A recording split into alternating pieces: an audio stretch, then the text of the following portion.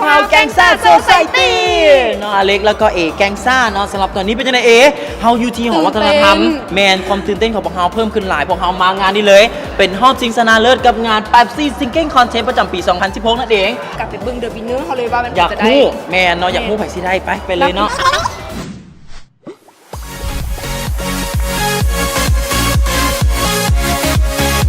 พี่มาเชียร์พี่ไหนเป็นพิเศษมื้อนี้พี่6พี่สาม เย้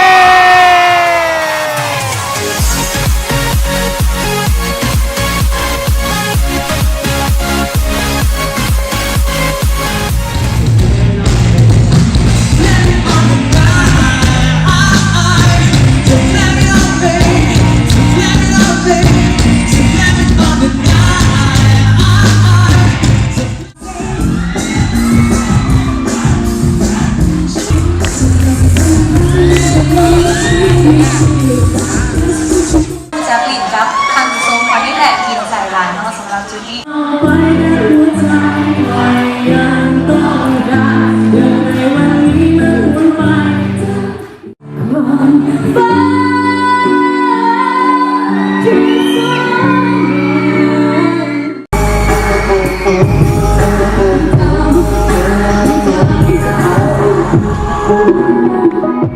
ลิซ่าเป็นวายผีมันเองเลยขนาดว่าย่าไป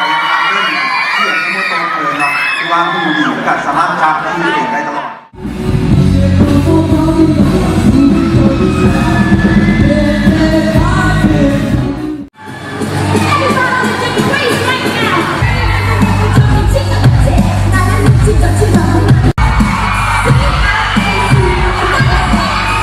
การเล่นการแสดงของตัวคนแล้วมันแบบสลิงอะนะ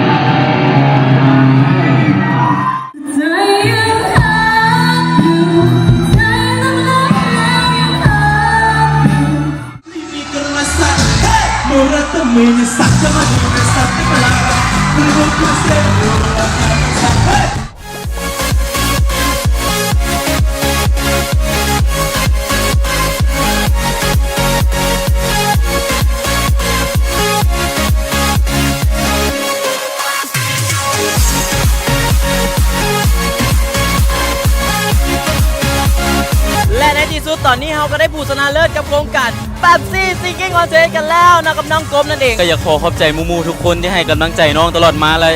ขอบใจครอบครัวและขอบใจโค้ชทั้ง4ท่านที่ให้โอกาสและเข้าใจน้องโดยขอบใจเดี๋ยวเขาจะมีการเจาะเลิกนอนแล้วก็สัมภาษณ์แบบว่าเต็มที่ใครที่อยากติดตามผู้ชนะเลิศมาเป็นมาเท่าไหร่แน่เป็นตั้งแต่แน่เอาเป็นว่าไวๆนี่กับเทปต่อไปตอนนี้ต้องขอบใจเนาะกับงานนี้เลย Pepsi Singing Contest